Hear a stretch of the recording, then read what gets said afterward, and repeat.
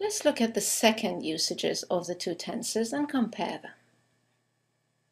Will was for a decision at the time of speaking, whereas going to was for a decision made before the time of speaking. Let's compare the examples. In the dialogue, someone said, "It's terribly cold in this room." And your reaction was, "I'll put the heater on for you." Whereas if you're cold yourself and you decide to put the heater on, then you can tell the listener, "I'm cold. I'm going to put the heater on." You made this decision before you spoke to him or her. Our second example was, on the phone, someone said, "May I speak to Mr. Rossi, please?"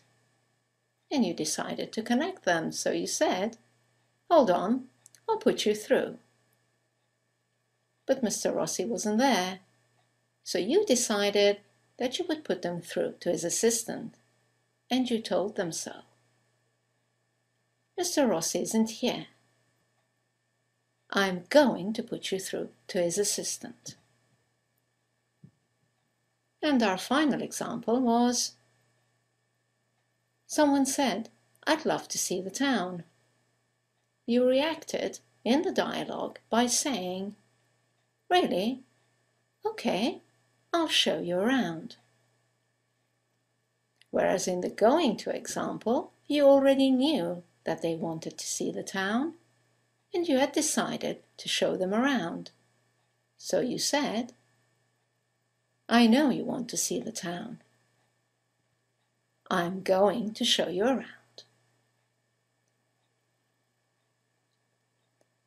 Well, that should have clarified the differences between will and going to for you. Before we move on, I'd just like to point out two words that you will come across quite often. One is shall, and the other is gonna. Now, shall is a very formal word if used for the future tense. It goes with the pronouns I and we. But if you use it, you will sound quite formal. You will be correct, but formal. So you might hear, or you might say in a formal situation, instead of "I'll see you later," you can say, "I shall see you later." We'll discuss this tomorrow. If you want to sound more formal, you could say, "We shall discuss this tomorrow." Gonna is the opposite. It's a very informal expression and it's just a contracted form of going to. It's only appropriate in informal spoken contexts. So instead of "I'm going to watch a film tonight," you could say, or you could hear, "I'm gonna watch a film tonight." They're going to buy a new car. In an informal situation, you might hear, "They're gonna buy a new car." Right then, let's look at the common mistakes. The most common mistake is using will instead of going to, and vice versa. So we're going to do an exercise. We're going to look at 4 situations and get you to decide which tense would be better. Let's look at the first example, and you will decide which answer, which reaction sounds better. Someone says, "I'm sorry, I can't hear you." Would you say, "Okay, I'll speak louder"?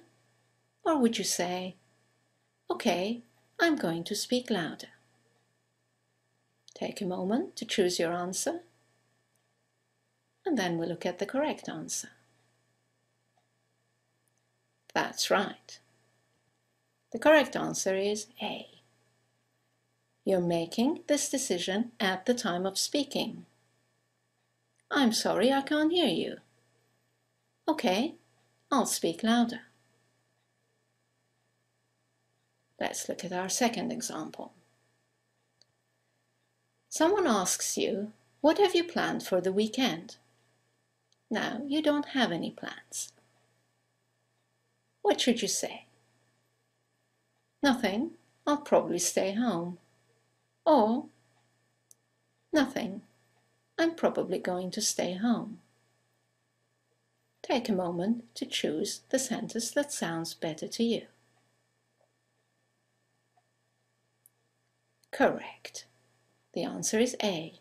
Nothing. I'll probably stay home.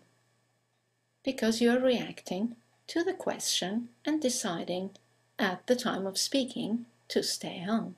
You had no plans or decisions before you were asked. Let's move on to our third example.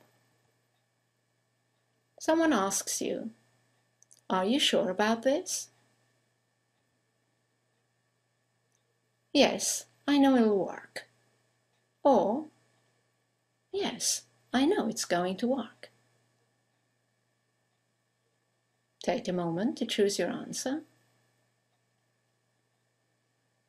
Correct. B. Yes, I know it's going to work. Because you're sure about it. You know. And our last example. Someone asks you, what have you decided about your flat? And you have a decision. Will you say, we'll sell it? Or will you say, we're going to sell it?